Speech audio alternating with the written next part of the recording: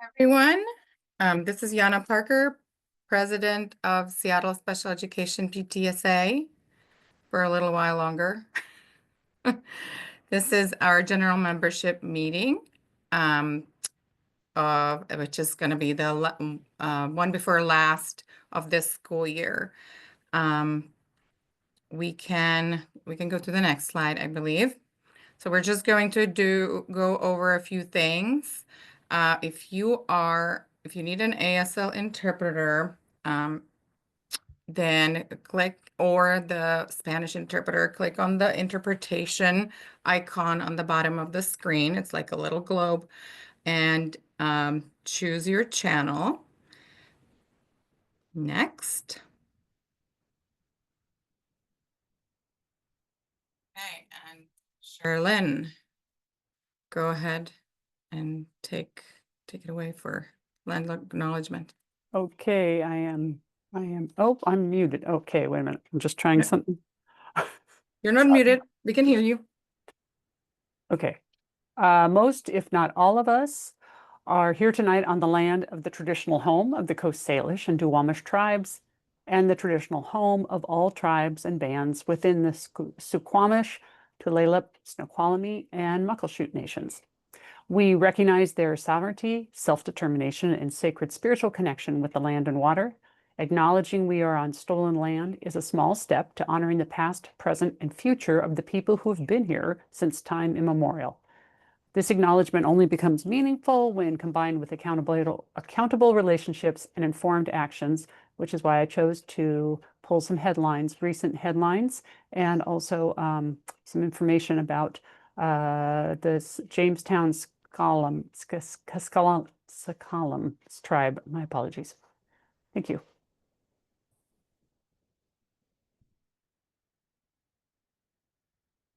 Okay, Kate, want to take the meeting agreements? Yes, this is Kate. These are our meeting agreements. Keep the focus on students and their needs. Be mindful of airtime. Respect each other and each person's ideas. Discuss ideas, not individuals. Keep yourself muted unless you are speaking. State your name before you speak. Speak slowly to allow interpreters to do their work. Advocate for those that are not here. And do note that our recorded meetings may be posted publicly. Thank you, Kate. All right, so on the agenda for today's meeting, we have two guests.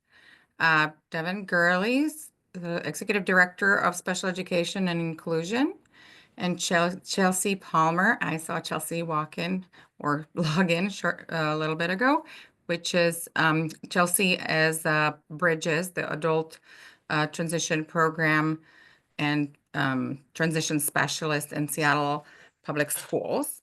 Then we have some PTA business, some of which is actually here on the screen. We need to approve meeting minutes, so I hope we have more people log in, so we have a quorum.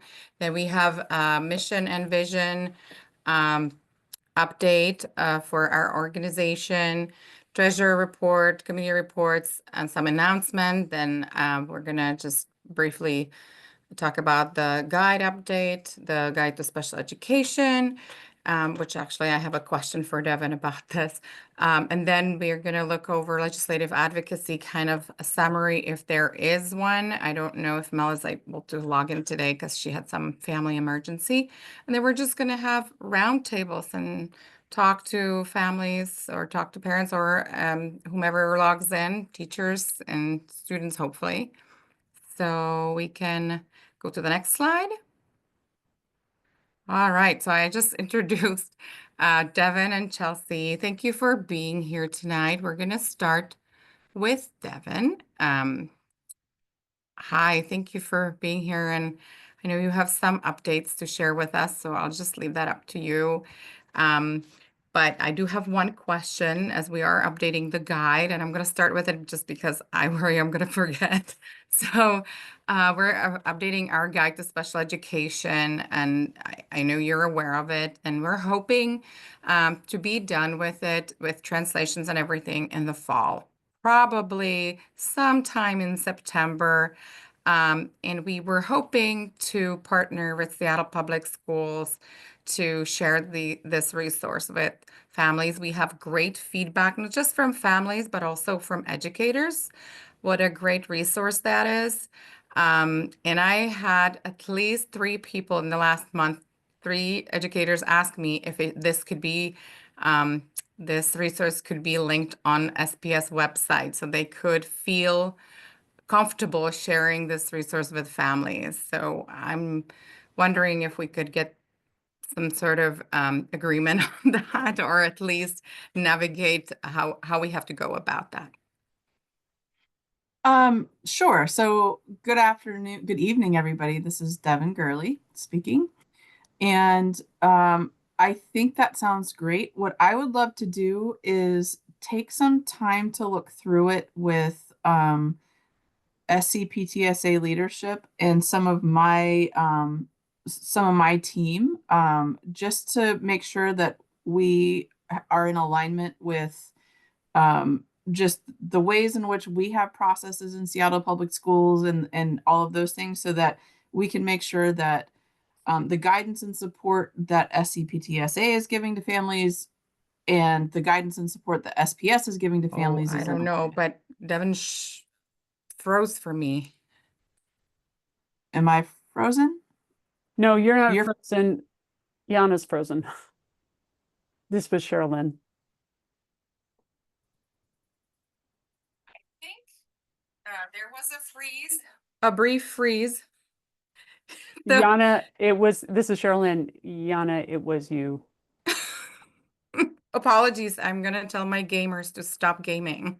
It's like,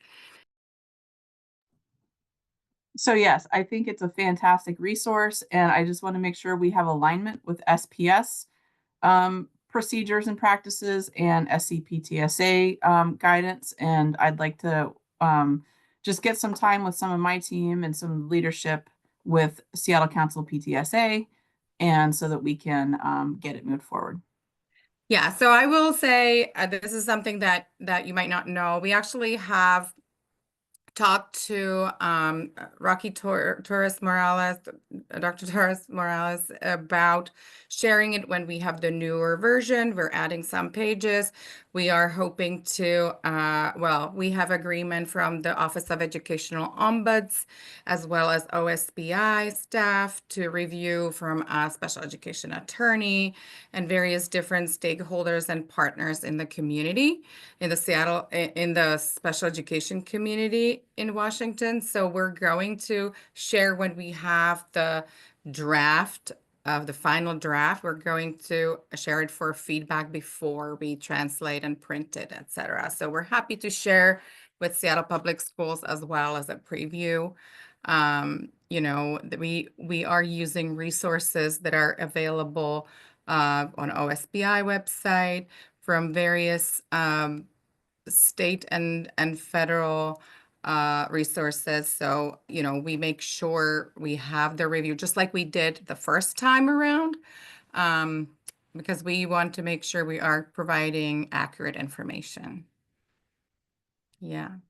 Fantastic. Okay. So, would you want to tell us what you were going to tell us and maybe talk about a little bit about not just your topic, but also just extended school year services, which we will also touch on a little bit later as well.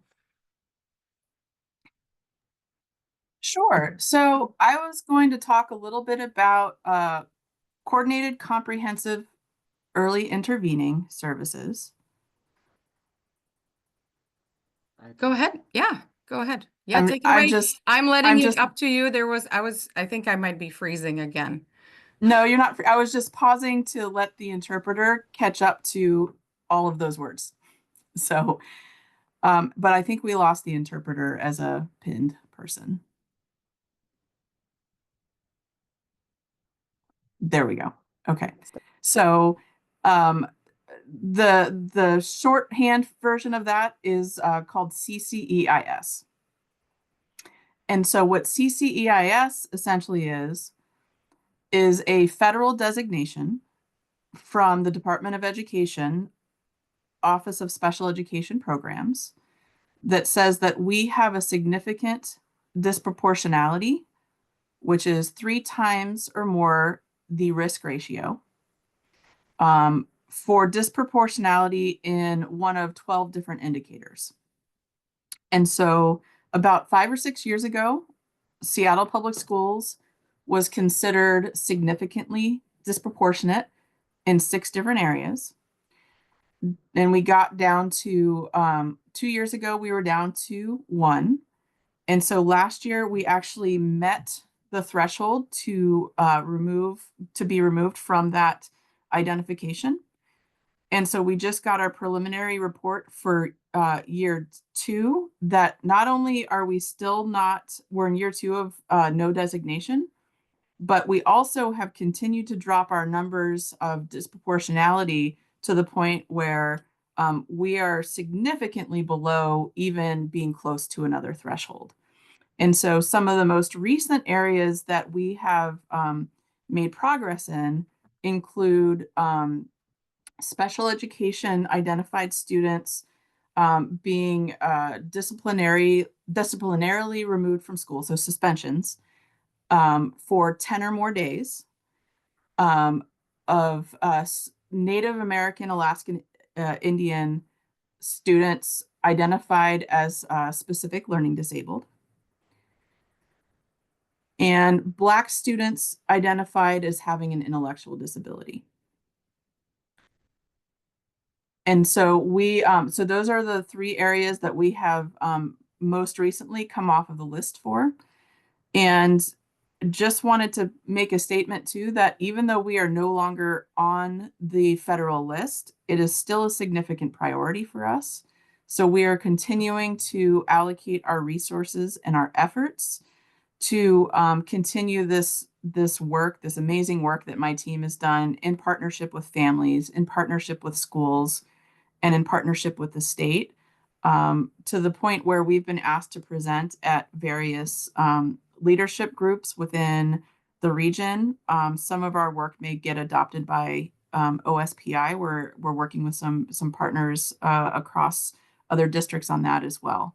So just wanted to share, in the midst of, a lot of work we've been trying to do and a lot of anti-DEI movement pieces across the country, that we're still firmly committed to disability equity and ensuring that our students who have intersectional identities, sorry, it's getting late, are still prioritized and supported in ways that that they can get a free and appropriate public education in Seattle. And I see Sherilyn has a hand. I just wanted to make sure I understood. So the 3 areas that you have been able to bring things down were special education students getting suspensions more than 10 or more days. What I'm going to say is the over-identification of Native American, Native Hawaiians, and Alaskan natives, and Black students fairly significantly, disproportionately identified as intellectually or developmentally disabled. And all 3 of those are no longer significantly disproportionate. That is correct. And also We st- 6 specific different learning disability, correct? What is the one of 12 that Seattle is still, congratulations and good, glad to hear it, needs to change. And what is the one thing that came up this year? Nothing. Oh, so you're cleared of the, I thought you said 1 of 12. Got it. We were down 2 years ago, we had 1 left. So Okay. we started with 6 areas out of the 12 as being significantly disproportionate 6 years ago. And then we continuously made progress in our efforts to reduce disproportionality to the point where we were 4 years ago, we had Black students with intellectual disability categories and um, Alaskan Native American specific learning disability and Hispanic SLD were the most recent 3. Discipline was 4. So I'm just kind of going in a timeline of, what we've been able to make progress with. But for 2 years now, we've had 0 areas of significant disproportionality. That's This is Yana. I good to have a hear. question about what is it that the district did to get to this improvement? And as a background, as you know, I also support some families outside of my volunteer work and before the PTA. And what we have seen is, or what I have witnessed is that sometimes students are denied evaluations or don't qualify when private providers, for example, are have strong recommendations for qualifying for special education services. So how is the district addressing that to try to avoid that? Well, every decision is a team decision. So I can't necessarily speak to individual cases when I'm talking about district-wide trends. Mhm. But as we know, when we have a family that has a private evaluation or an independent educational evaluation or IEE, those evaluations are taken into consideration by the team. So the things that we are doing, generally speaking, have to do with making sure that we are partnering with the specific impacted communities. So whether it's a parent community, whether it is a community organization, that we are putting together checklists and providing training and support for the evaluation teams Mhm. to ensure that there's not bias in the evaluation process. So, for example, one of the things that we noticed was that for our Black students identified as intellectually disabled, they would often have one cognitive evaluation very early on when they were young, and then would not have an additional cognitive evaluation where we know that that crystallizes over time as they become older. But when they're younger, it's a very fluid number.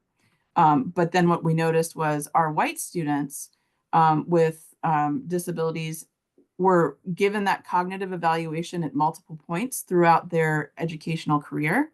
And so where a student who identified as Black and had an intellectual disability, when we went through the checklists, when we did the training for our school psychologists, we were able to actually identify a significant proportion of those students who really either had equity issues with access to getting appropriate medical evaluations. So whether it's an autism diagnosis privately, so partnering with community organizations to help support families in getting those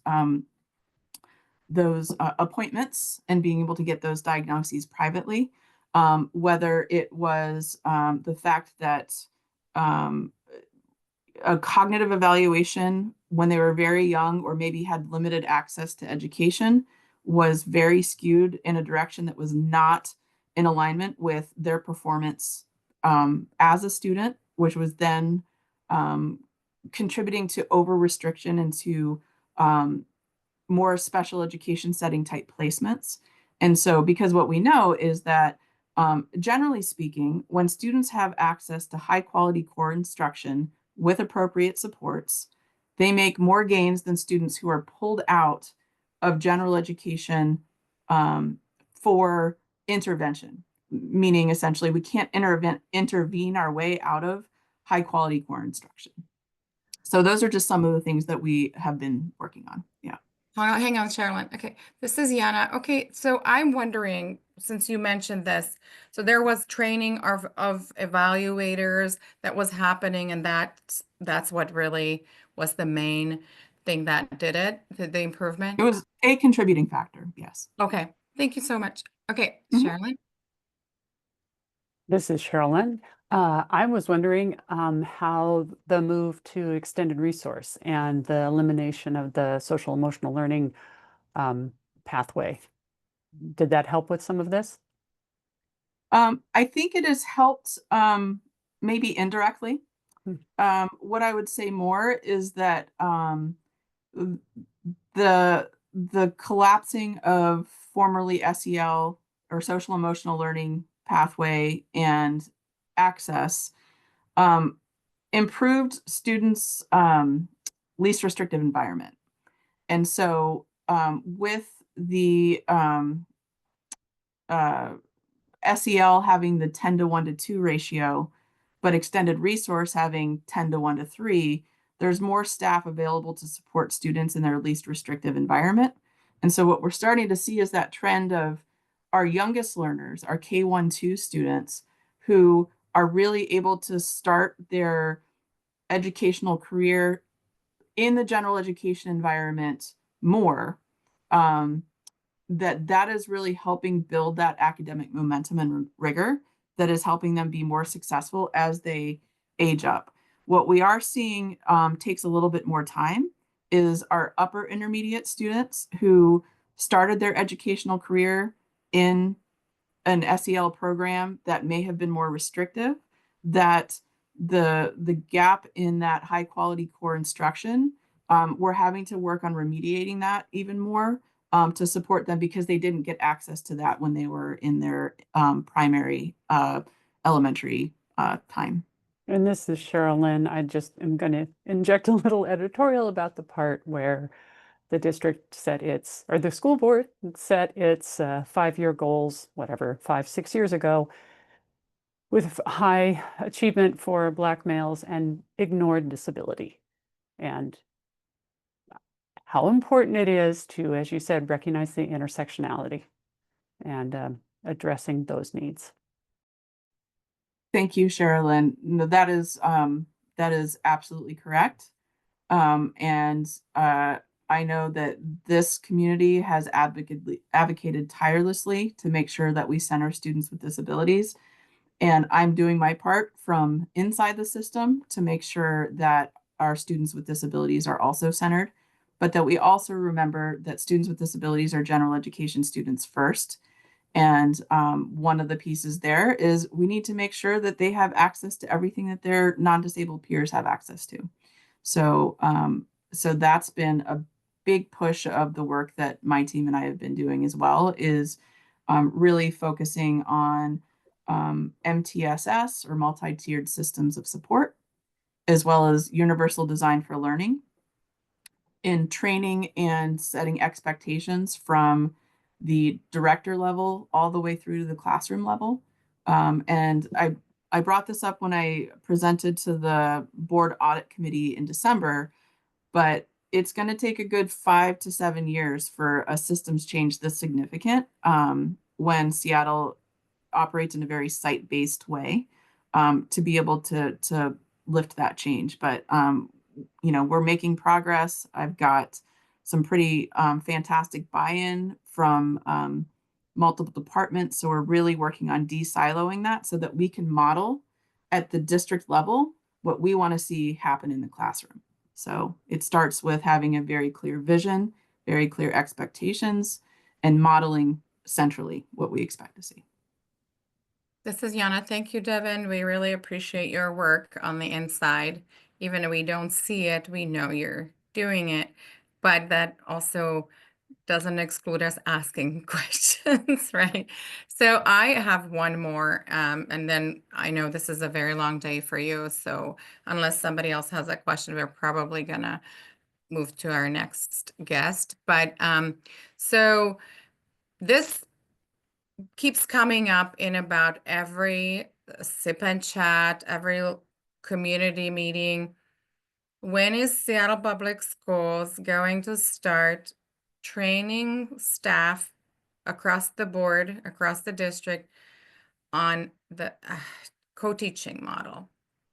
This keeps coming up so often that it would be helpful to have it on the website because I wish I knew. We don't even know, right? So this is something that I know has been happening, and I have a son who's now a graduate, and in his second year of sixth grade, he actually had English language arts co-taught class, and he made the most progress during that 1 year than any other given year before and after that. Thank you for that question, Yana. I want to say, just having been a co-teacher at the high school level and middle school teacher, a special ed teacher as a co-teacher, when done well, it is fantastic. But I would say that when it is not supported with common prep time, which essentially means time to co-plan and co-design lessons, and think about things like how are we going to grade or do standards-based assessments? What does that proactive design look like, rather than constantly having to redesign something that's already been developed to teach to the middle, so to speak? If all of those conditions are not set in place with a strong vision by the school leadership team, co-teaching can not work.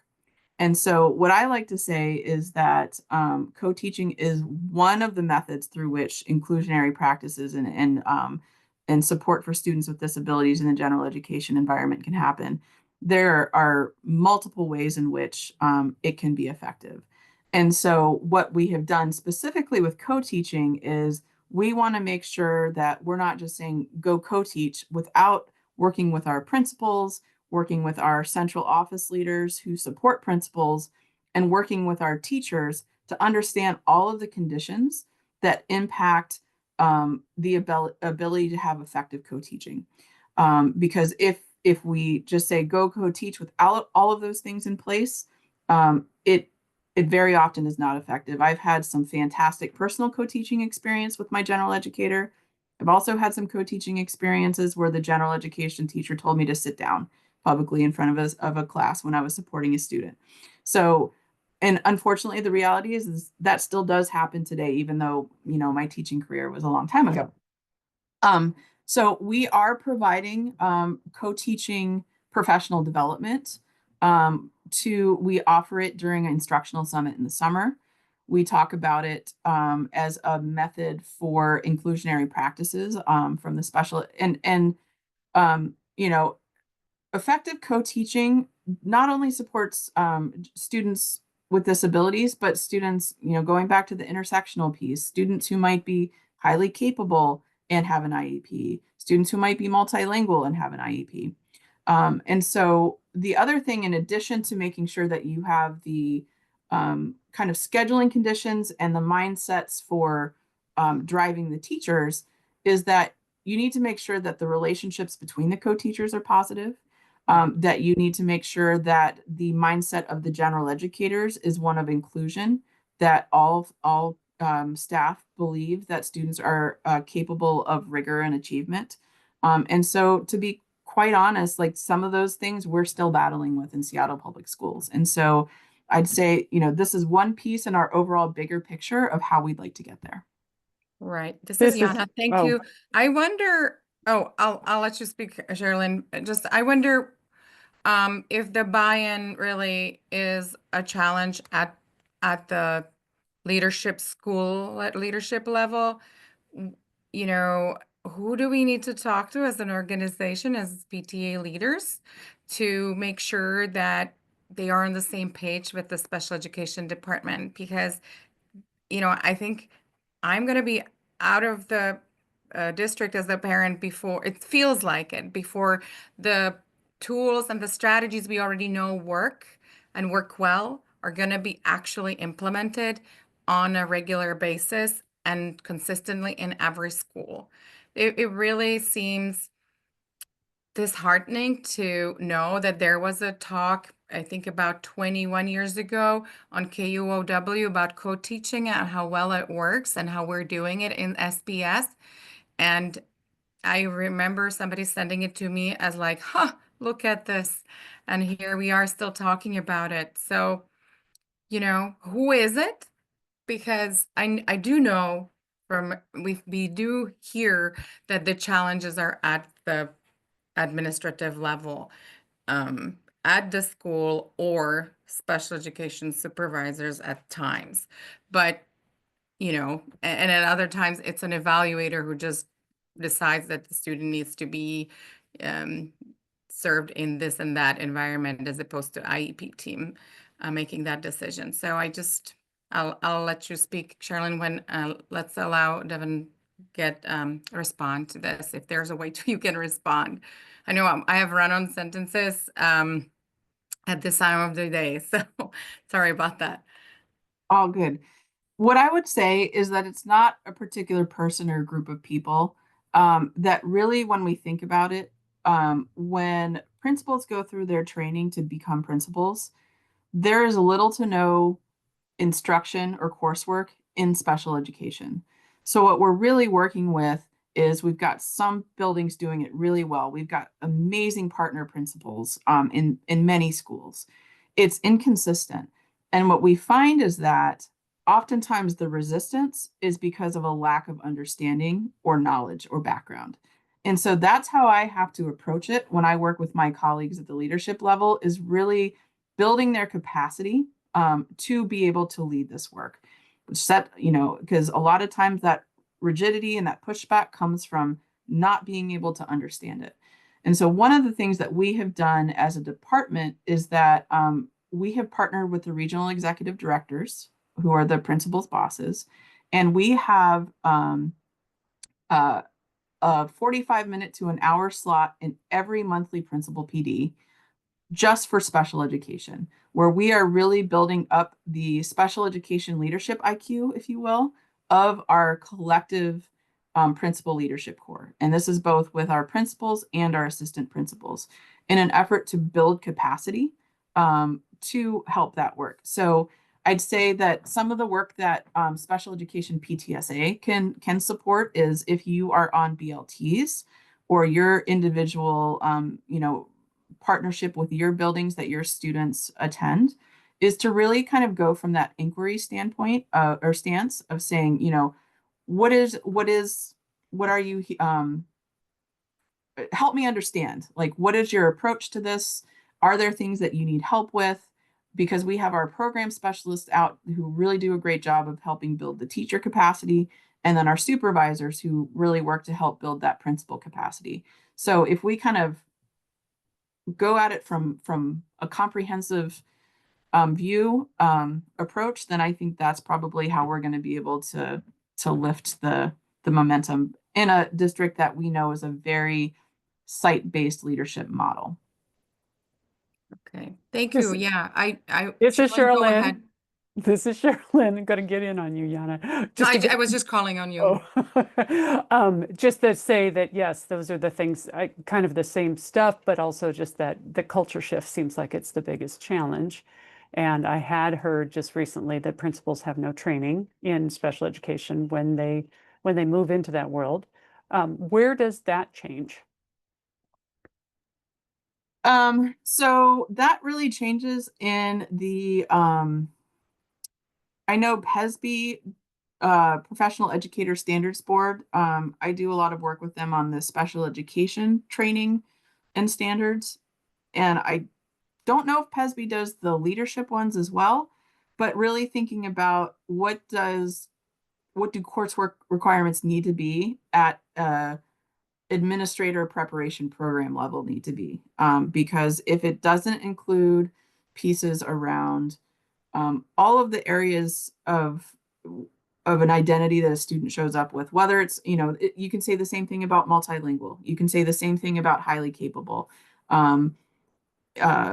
intersectionality. There's recently been a law change where there's required training and coursework in tribal relationships. So It can be done. We've seen it with the tribal relationships training, which I just took for my recertification, and it's a fantastic training. I learned a ton. So I think those are some of the ways in which we could try to, I'd say it's a nationwide trend, but also, you know, we have the ability to affect change within our state. And so that's where I would recommend looking into. Thank you, Devin. Mhm. Yeah, we definitely want this support the systemic change. And I will say one thing that keeps coming up that the kind of the verbiage that we use and it really matters. And you know, we're still dealing with basic stuff like people calling students with disabilities special needs or calling students by services. Um, all of our students are students. Calling them special education students or, you know, calling them by the services they receive, my behavioral students I've heard also, it's ableist and it's othering, and we just can't wait to get that out of people's mouth. And I think that part of it is the well-meaning general education students and you know, therefore gives permission to use the special education student. And I know I remember having a conversation with the Herring Center, director of the Herring Center, who's now at OSBI, Dr. Kathy Martin, about we need to stop doing that because, you know, some students are, all of our kids are students and some receive special education services. Though if we're still talking about basics like that, it's really hard to get the bigger shift to change our ways. All right. Does anybody else have a question? And Devin, if you unmuted, sorry, you were gonna respond. Please feel free. I'll be brief, but yes, that is in complete agreement. Person first language, unless a person were to prefer identity first language, which we always ask first what they would prefer, but also just the belief that students are students and they are not programs. We're talking about this in our conversations around MTSS right now. Really trying to emphasize we tier support, we do not tier students. Students are not focused students or distinct students. They are students who receive a service. So that is a big part of what we do as a special education department to help support that kind of mindset shift and the language shift within Seattle Public Schools staff. That sounds great. Well, thank you so much for coming tonight. I don't see any more hands up, not even Sherilyn's. So I am going to stick around for Chelsea Palmer's presentation too. Didn't know sounds she was great. coming today. So Yeah, yeah. I had it on the list as a maybe until we had confirmation. So I think we traveled, we do different communications, so you might have not gotten it that fast, but Okay. it was in my email. One other thing before we move to Chelsea was extended school use services. Do you have anything to share around that area? I do. Let me pull up my email. So we have we are ready to launch. We are working on that right now. So the dates are going to be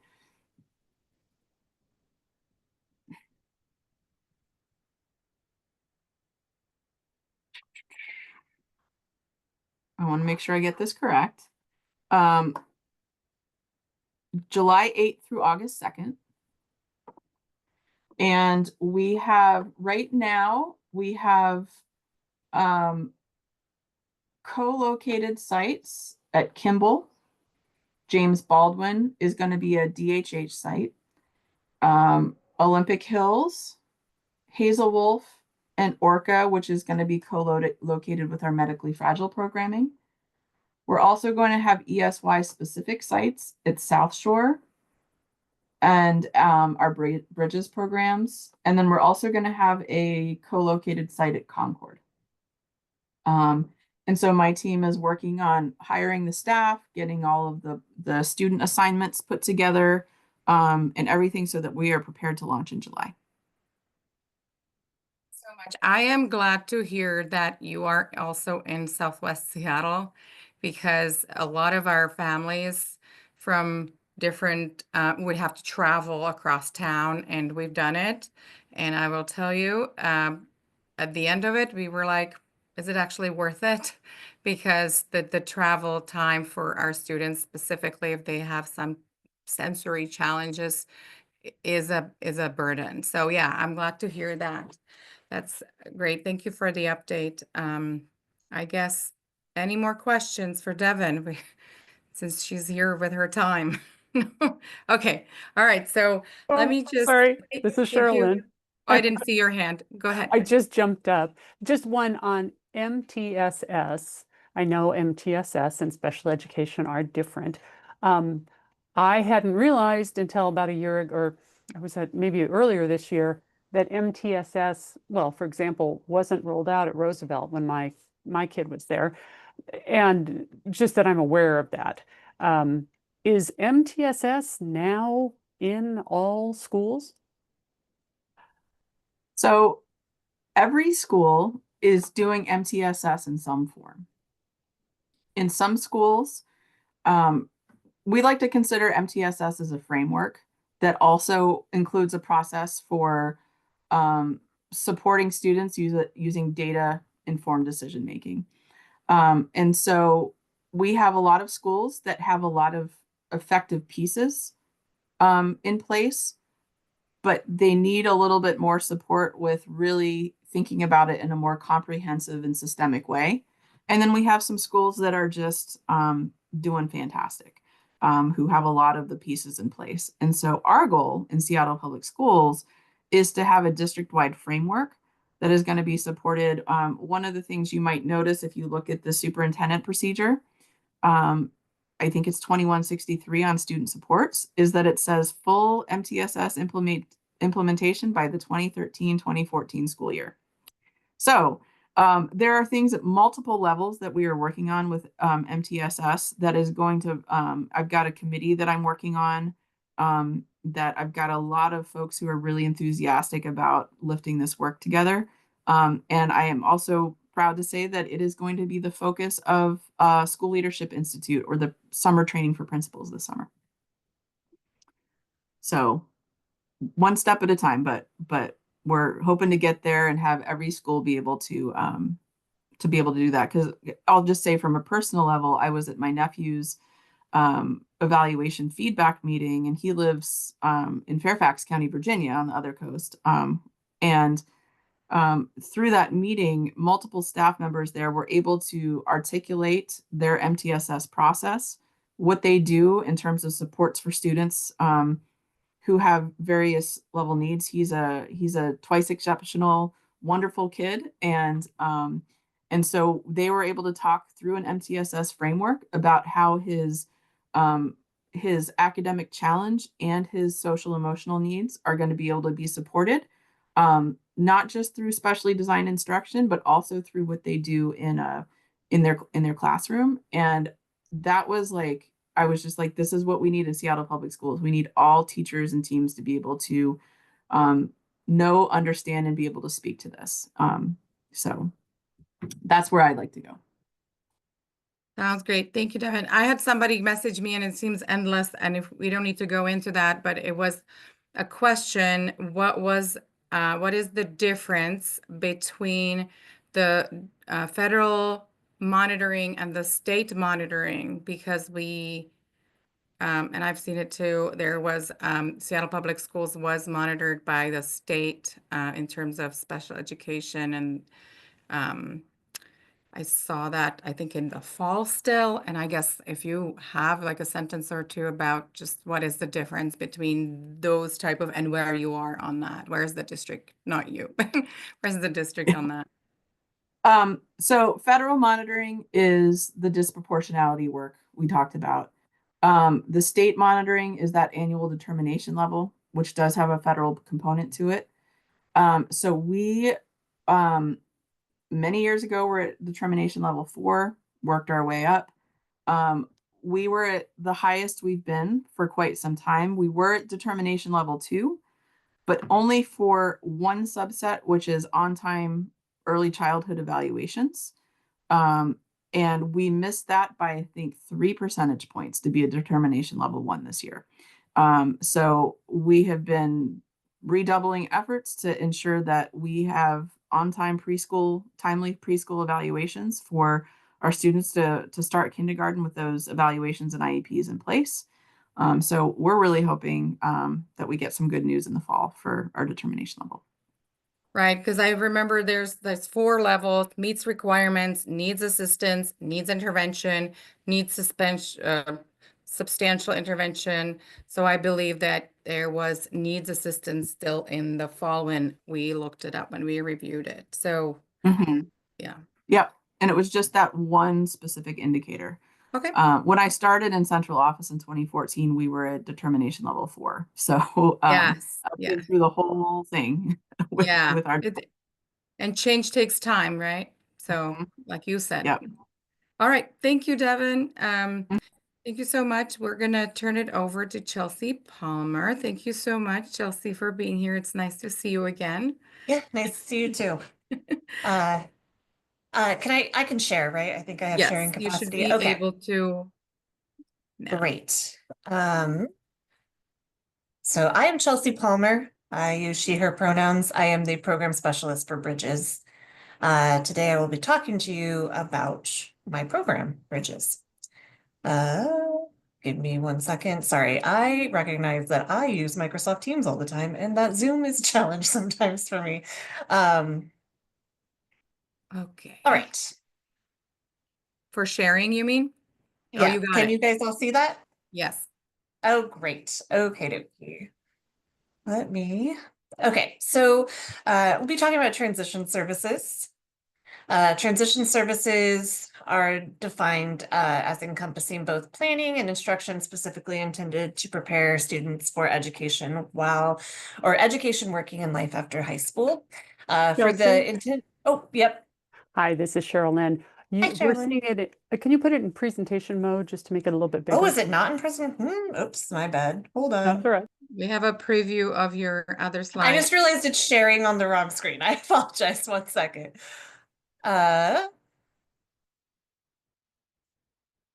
Let's see. 1 second. Apologies. No worries. Take your time.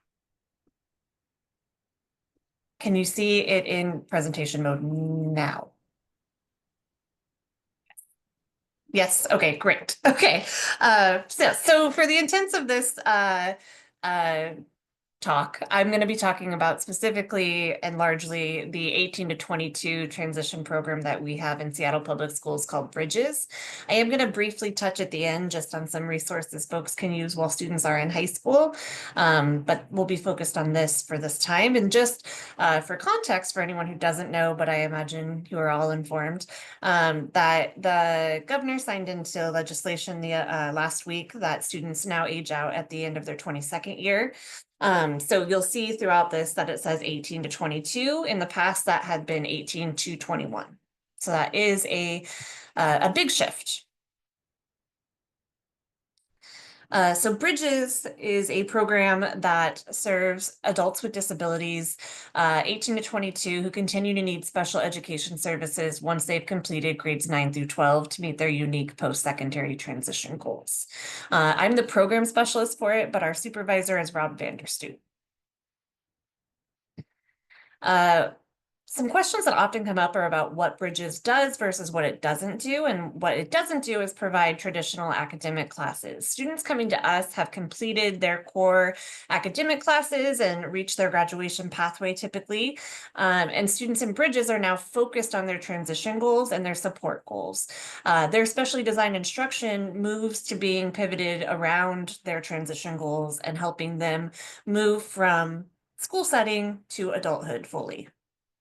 And that can look very different in multiple capacities. It could mean that they're looking for a job or going to go to college or to just have community access. Yana, I see your hands up. That's okay. I can save my question. Sorry about that. Oh, yeah, no worries. There's some frequently asked questions that come up about bridges, and I tried to include those throughout this presentation. A lot of folks ask what happens if my student hasn't met a graduation pathway or still needs their credits to get their diploma. We tend to recommend that a student remains at their home school to complete their grad pathway or credits and then transition to bridges. Because we're a program solely focused on transition, it is hard for us to help them meet those credit requirements or those grad pathways. We've come up with some cobbled together ideas in the past, but I would say that when you're looking for the plethora of class offerings that typically students would want in order to be able to meet their credit requirements, that can be better offered at their home school versus a program like Bridges. The other question that comes up often is, does my student still take part in high school graduation? Yes, they get to do all of the things that any other senior would do. The only difference is that we don't grant their diploma until they're done with the Bridges program that allows them to retain their status as a enrolled student in special or an enrolled student in Seattle Public Schools. And then, does my student have to stay until age 22? No. What we recognize at Bridges is that students are at very different points, all of them are, and some of them need Bridges for a year, some of them need it for 2, some of them need it for all 4. But if at the end of a first year or a second year, a student comes to us and says, this is not the right program for me, or I've reached all my goals and I'm ready to leave and do the next step, then we are going to support them in that. So when a student is done and they feel like they've reached the point that they are ready to go, then we support them in that. We help them kind of close out and finish up and tie up any loose ends.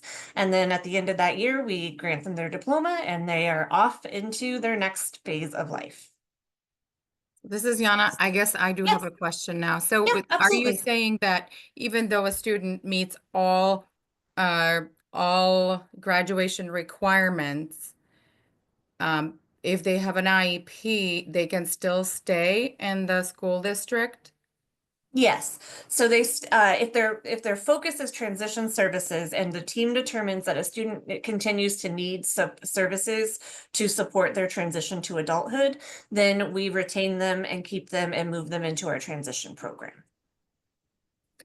Okay, so they are basically just focusing on that area, on adaptive skills, life skills, etc. Yes, Functional correct. skills. Thank you.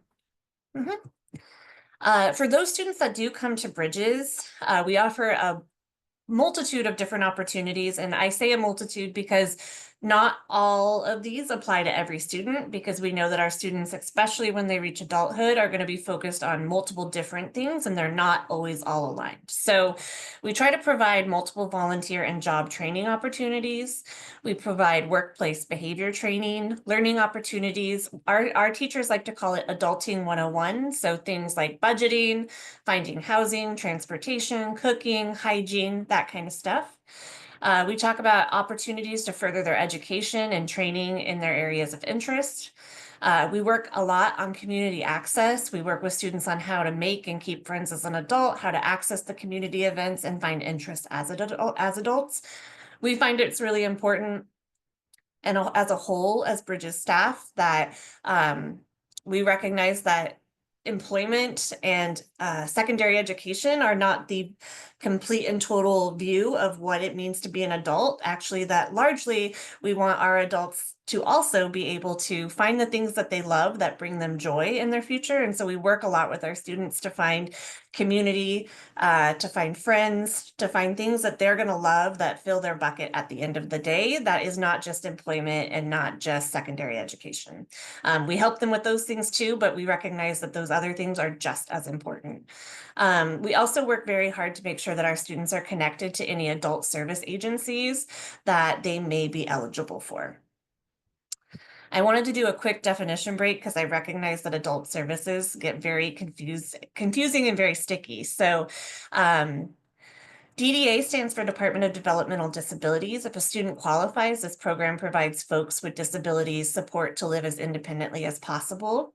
That looks different for every person. And I can't really tell you what the plethora or like a standard offering from DDA is, because it really truly is very individualized. DVR stands for Division of Vocational Rehabilitation. This agency assists individuals with disabilities in preparing for getting, keeping, or advancing in employment.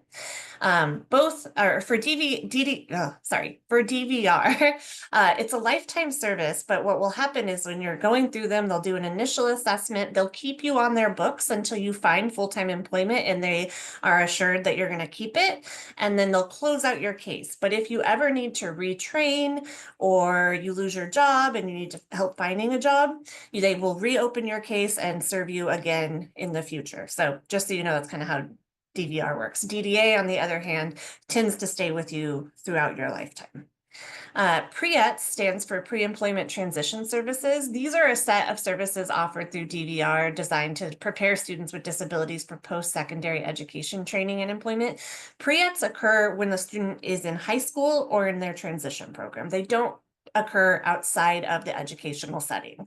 They don't occur outside of the time that a student is enrolled in an educational setting. They might occur at different job sites and things like that, but they're not going to happen once a student has aged out or graduated from school.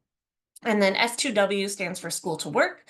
This is a program for students who are eligible for DDA, and it supports students transitioning from school to work with work-based learning opportunities, career guidance, and skills training. It tends to be our cornerstone for our students who are in their final year of Bridges. For students that qualify for DDA, we work hand in hand with DDA and School to Work to help our students find what their next step is for employment. I also linked here the Washington State Transition Map, which I'll also put in the chat. This map kind of helps families understand what these services are and breaks down for them in even greater detail than what I just did, kind of this, how they help support families and at what age students are eligible for it. Just to touch briefly on kind of who makes up Bridges, this year we had 146 students enrolled to start the year, and they came from all schools across the district. You can kind of see what the makeup of that is here. We do, for the bulk, it is just Seattle Public School students, but we do, on average, pull in students from private schools that are in the Seattle area, some non-public agencies who are still Seattle Public School students, but they're not in our Seattle Public Schools. And then we also get a handful of out-of-district students each year. When we're talking about our programs, Bridges is tiered. We have 3 programs, and students can move kind of in and out of them depending on how they're doing and what supports they need. So Bridges 3 is our program for young adults with disabilities who have significant adaptive delays and cognitive delays. They are students who are going to need more help throughout the day. And the emphasis of our program is on instruction in life skills, community, inclusion, pre-vocational activities, volunteering, or working in local organizations. I would say some people like to make the simple guess that our students in Bridge 3 are just our students who are moving from distinct into Bridge 3, but actually Bridges 3 encompasses multiple different groups of students. And so I don't ever think that just because I'm seeing a student in distinct or a student in focus or any of that, that they're like, I'm automatically just moving into one area or the other. We really do try to assess what is their level of need, particularly at a job site, in the community, and so on. And then we have Bridges 2. This is our program this is the largest set of students in our program. This program is for young adults with disabilities who are moderately independent and who continue to need adaptive social daily living and or life skills. The emphasis of this program is on job exploration, job skills, community access, volunteering. This has students from every program in our district that has applied. So as you could see, if you look back on this page, we don't have any students that are out of resource right now, and we don't have any students out of medical or med-frag, but in our Bridges 2 program right now, we have students who have come out of all of the other programs. Bridges 1 sometimes confuses folks, which is why it is almost the exact same program as Bridges 2, except that it's embedded in an active job site. So students who are in these programs have to have a certain level of skills, job skills already in order to get into them. They go through a pretty rigorous process they do an interview, and they have to go through the volunteer process to get into these programs, because all of these programs are embedded in our hospitals throughout throughout Seattle. And then we have one program that is embedded in one of our college settings, and I'm going to go into those in more detail in just a second. But students here are pretty much the same as our Bridge 2 students, and they come from every program that we have in the district that we have had apply to our program. So distinct, focus, extended resource. So it's just kind of a Bridge 2 and Bridge 3 and Bridge 1. It's just how what the student needs and what support level they're at. We do have specialized programs. I was just talking about them. So we have our Achieve program, which is at Highline Achieve. This is a post-secondary program for students with intellectual or developmental disabilities. It includes credit and non-credit bearing classes. It is at the Highline College. It is a second-year program for our students, so they have to go through 1 year with us before they can apply to Highline Achieve if they want the support through Bridges. It is typically a 2-year program. We're still trying to figure out with the new change in age what that means. Actually, for some students, that just means that they are going to do 2 years of Bridges 1 or 2 or 3 and then apply to Highline. And for some students, it might mean that they apply to Highline after 1 year and then they decide to leave after they finish their 2 years at Highline. Depends on what the student thinks is the best route for them. What I will say about Achieve is that they apply through the Achieve program, and ultimately Bridges can recommend students, but we don't make the final choice about who gets into that program. The college does. Our second specialized program is Project Search at Seattle Children's. Project Search is an internship-based program embedded at Seattle Children's Hospital, and it is a student's final year program in Bridges. So they have to be in their final year to apply to this program. It is a collaboration between Seattle Public Schools, an employment vocational provider. In this case, our employment provider is Bodice, and the host business, Seattle Children. All 3 of our partners work together throughout the year to support the students in internships that are embedded within Seattle Children's and support their goal of paid employment after graduation. Much like Achieve, we don't get to make the final decision about who gets into this program. Students go through a application process, and ultimately Seattle Children's and Bodice make the decision about who gets into that program, and it's based upon who they know they can support and ensure can make progress and move forward through that program. Right now, some of our program locations are here. So I was talking about some of those Bridge 1 locations. So outside of just Seattle Children's, we also have 2 hospital programs that are in Providence, Mount St. Vincent, which is in West Seattle. It's an elder care facility. And then we have Swedish First Hill. And then we're embedded throughout the district in different high school settings. This is Yana. How does the district distribute or find these locations? That is a great question. I think they attempt to try to keep it regional. Right now, we have them in all of our regions. So we have one in Central, we have one in North, we have one in Southwest, and we have one in Southeast. We are expanding a little next year, and to my knowledge, we're still trying to keep it as regional as possible. And I know when I'm going through the process of trying to figure out where a student goes, unless there's a specialized program, I try to keep them as close to home as possible, because like as you mentioned earlier, we don't want our students having to have long travel commutes and then creating just a whole bunch of sensory or behavior needs before they even get to their day. Thank you, Chelsea. Yeah. Requirements for attendance, we ask that they've completed 4 years of high school, they are 18 years or older, they've completed their graduation requirements. There are exceptions to this, but generally we try to work really closely with our high schools to ensure students get their diplomas. And then also that the team determines a transition program is the best fit. Occasionally, a team will determine that they think the student should stay another year because they need more support in a comprehensive school, or occasionally, or sometimes the team will decide that the student doesn't need transition services and that they're ready to graduate and move on from public school. So that's kind of what I mean when I say the team determines the transition program is the best fit. How to apply in the fall of the student senior year. And I want to back up really quick. So I took over this position 3 years ago. And to my knowledge, there wasn't a clear kind of process for application to Bridges. And so one of the things that I have made a personal goal is making clarity or clarifying the process about moving to Bridges and also what transition services are in our district. And so if you're someone who maybe had a student who came to Bridges 3 or more years ago, this process would not have existed, but this has kind of been our process since I came into this position and kind of put something in place. So typically in the fall of a student senior year, anyone, the student, the case manager, or a parent can fill out our interest form. This form just lets me know that there's a student who's a senior who is interested in coming to Bridges.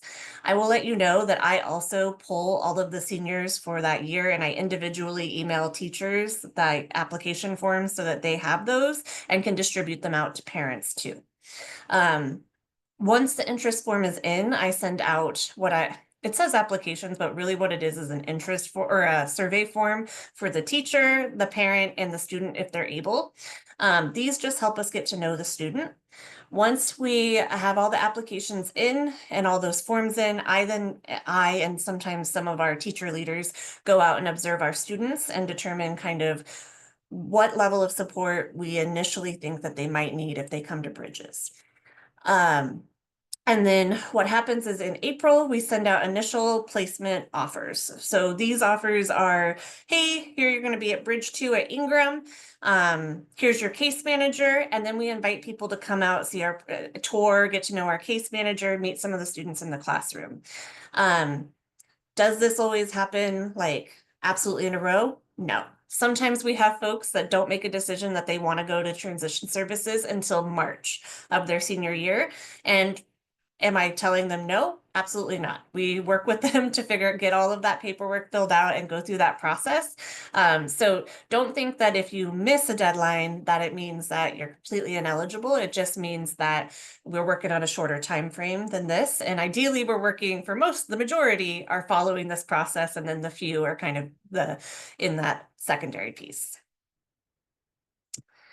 I also included some Q&A here. So a lot of parents ask, do my student services change when they come to Bridges? No. So if they are qualifying in adaptive reading, writing, math, communication, and OT, those services continue when they get to us at Bridges.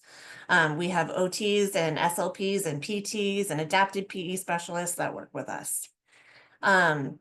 Can a student have a one-to-one or behavior check and still attend? Absolutely. Needing more support is totally fine. That happens. And we want to make sure that our students get the support they need. What calendar does Bridges follow? We follow the SPS calendar. So it's same start date, same end dates, same calendar breaks. Can Bridges student do a Skills Center class? Yes. We have many students who take part in Skills Center as part of their post-secondary transition goals. So we have students that take the nursing classes, the teaching classes, the auto mechanic. I think we have someone enrolled in the aerospace program next year. So our students, when they do that, they do half a day at Skills Center and then half a day with us at Bridges. And then another one that comes up a lot is, does my student remain eligible for Seattle Promise if they attend Bridges? They do. They just apply for it in their final year with us instead of their final official senior year at their high school. And then does Bridges cover college costs if the student wants to attend college class while enrolled in Bridges? Unfortunately, no. Our program only covers the Highline Achieve program. However, we will support students if they independently pay to take a class at one of our like North, South, or Central community colleges. Our teachers will work with them to do that back work, like so how to advocate for yourself, who to reach out to, that kind of stuff. They'll definitely help them with that. We just don't have any embedded programs in any of our colleges outside of Highline Achieve that we support. People ask a lot how you get more information. You can invite me to an IEP meeting as early as 9th grade. I've gone to a few 9th grade ones, and I tend to pick up more IEPs as students age through high school. We have an info night typically in the fall, but we're hoping to expand those opportunities to include more info nights next year. We have a website that I worked so many hours on updating so that it was easy to read and people could understand it. So do check that out if you get a chance. And then people can always email me. I am very aware that transition is an absolutely terrifying time for parents and students. And I want to make sure that people have the most information so they can make the best decision for them and feel the most comfortable in that process. So I am happy to answer questions. I won't always know the answer, but I can always work with you to try to figure out what the answer is. And then I just wanted to tag on here, and I can talk more about this at some later date, but I did want to acknowledge that there are students that don't come to Bridges, and that's because they're ready to move on, and that's great. I did want to put a shout out for some really great programs that you can do while in high school if you're if you're looking to kind of create more opportunities for them. DVR, we talked about that earlier. It's a Division of Vocational Rehabilitation. DVR recommends that if your student is planning to graduate after 4 years, that you start inviting them junior year of high school to your IEPs so they can get to know them and kind of help set up a case for them. There's also a really great program called Do It Scholars, which is offered through the University of Washington. It's a summer program that sophomores can apply to that allows students to get real life experience on campus over the summer and learn about what college is and how they can receive supports through the disability office. I will acknowledge I have a bias. My former student used to run this program up until this last year, so I am very fond of this program because she did it when I was her teacher, and then she moved up the ranks and moved into support for them. So very fond of it. I will also say King County Metro instruction is incredible. King County offers one-to-one and group instruction on how to ride the bus independently, starting as young as age 14. This is a great way to help your students become confident and more independent on transit. And then when pre-ETs are offered through DVR, you can in the Washington State Transition Map, there's a link to pre-ETs opportunities. Your student, I encourage them to take part in those pre-ETs when they're offered. And sometimes they're offered throughout high schools. It's just the pre-ETs person who used to run it for years and years and years at DVR left last year, and they're in a rebuilding year this year. So we have not had as much robust programming as we have in the past for that. But we're hoping to build that up even more next year. And then I just put some other programs on here that I really encourage parents if they get a chance to check out and students. There's a whole bunch of stuff just in Seattle alone that is really great for students when they're trying to find community as adults with disabilities. If they're struggling, there's also ones that are just helpful, like that they get discounts for things. And that they could get additional services and things like that. So yeah, I threw those in there if folks needed them. Any questions? So this is Yana. I think we're going to have to start wrapping up because we have other business, but this has been wonderful. We really appreciate you sharing this information. Now, can we redo the high school with my eldest? And invite you in 9th grade? No, I will say that this is really important, and we are hoping that you have some answers as to how can families find out, right? Like, so they don't have to play detective like I did and just kind of piecing it together in the information and now regretting that we didn't do Bridges and, we could have waited for university.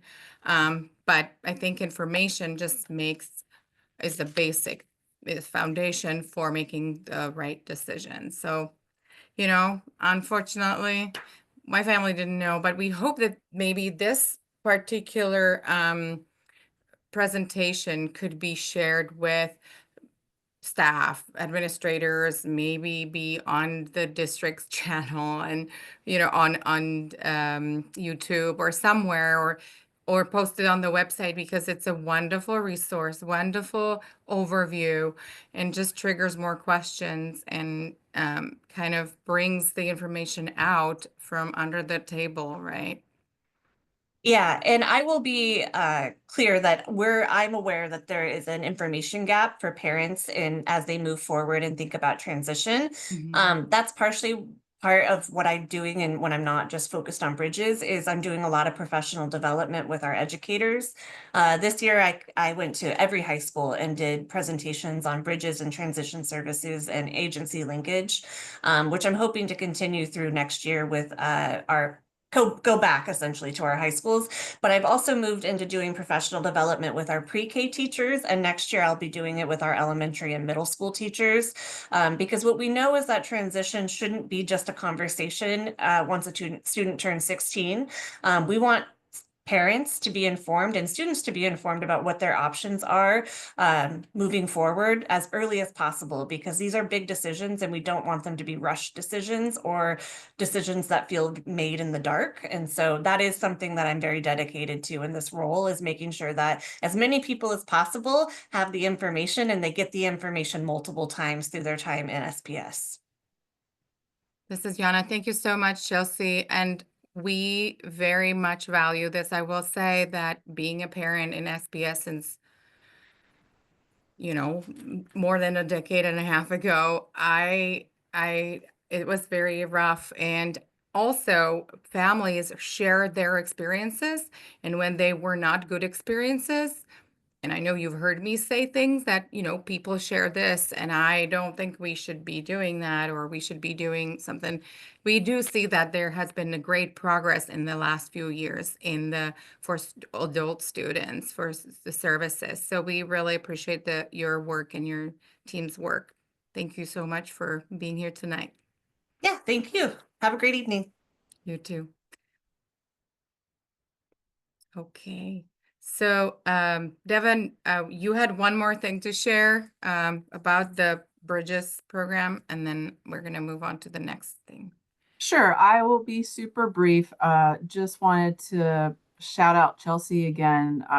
As you can probably tell, her passion about transition services is unparalleled, and her knowledge and expertise and support, we are just super excited to have her as a member of our team.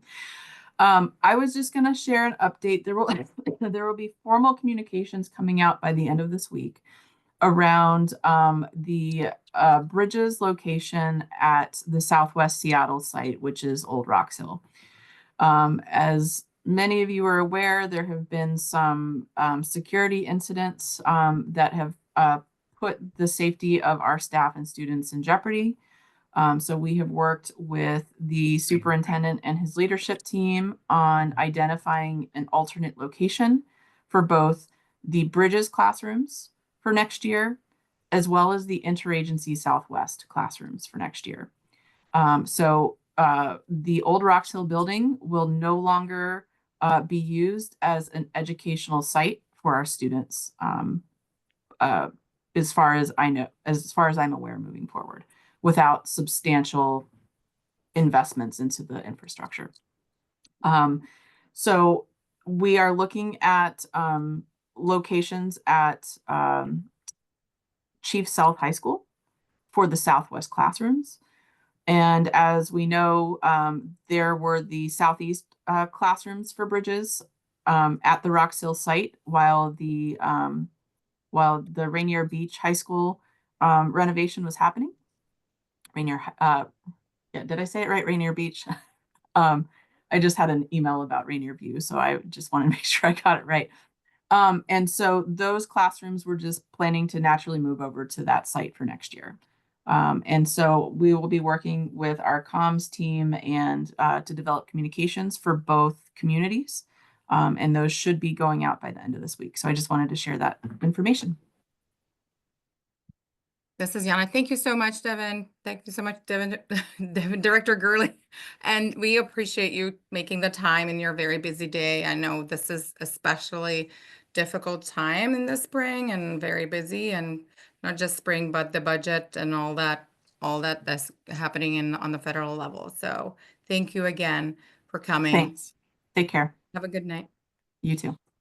Okay, so we're gonna have to reorder our agenda because this was so engaging that we almost ran out of time. So what we're gonna do is I want to check in with Catherine, our treasurer, whether we could make it a 2-minute review or whether we could do the review because we are going to have another meeting in June, June 3rd. So what would you prefer, Catherine?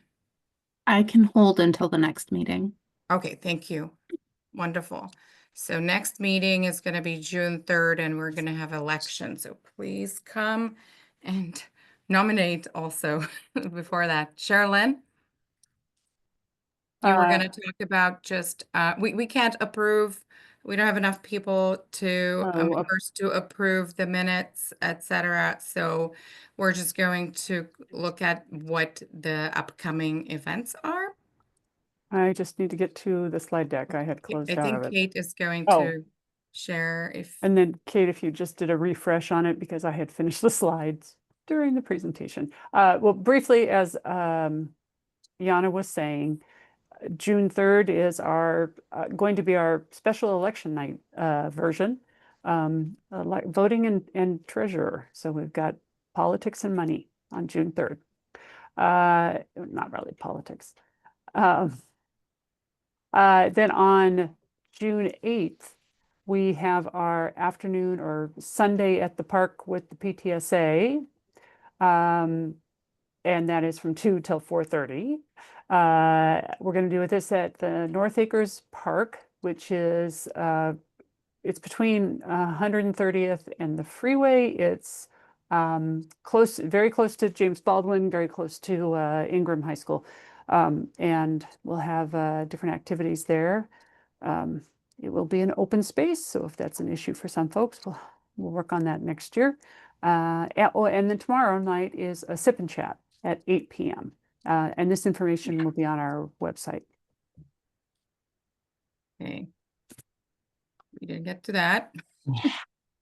But Mel couldn't be here tonight. So we were gonna just remind everybody to talk to their IEP teams about extended school year services, whether your child needs it, request progress monitoring for before the break and after break, just planning for next year's as well. And remember that extended school year services are services that the student requires to access requires for access to free appropriate public education. And it's not limited to just summer services or any programs. Then we also want to remind families that Wednesday, May 31st is a school choice enrollment deadline. So you can still submit your enrollment. We know that the wait lists seem to be moving now after some stakeholders made a big deal about the way it's been handled in the past. And then we have June 3rd, as I mentioned, the meeting is going to be at 7:30, not at 7, because we want you to stay outside and play outside and have time for dinner. And it's going to be just an hour meeting to kind of go over approved minutes and general and an election of the board for next school year. Then another couple of reminders, June 4th is a regular school board meeting at John Stanford Center, or you can access it online. And then June, I did not put the date in there, but let me see. I'm pretty sure I have it right here. It is, what's the date? 25th. Okay, sorry. It was the June 25th is when the last school board engagement meeting, school board community engagement meeting is that I saw on the calendar. So please go and be heard, share with friends and family. Bring stakeholders you believe that should be there and they're having their voice heard. All right. I think that we can safely say that we have to adjourn the meeting now. And thank you very much, interpreters, ASL interpreters and Spanish interpreter. And everyone have a good night.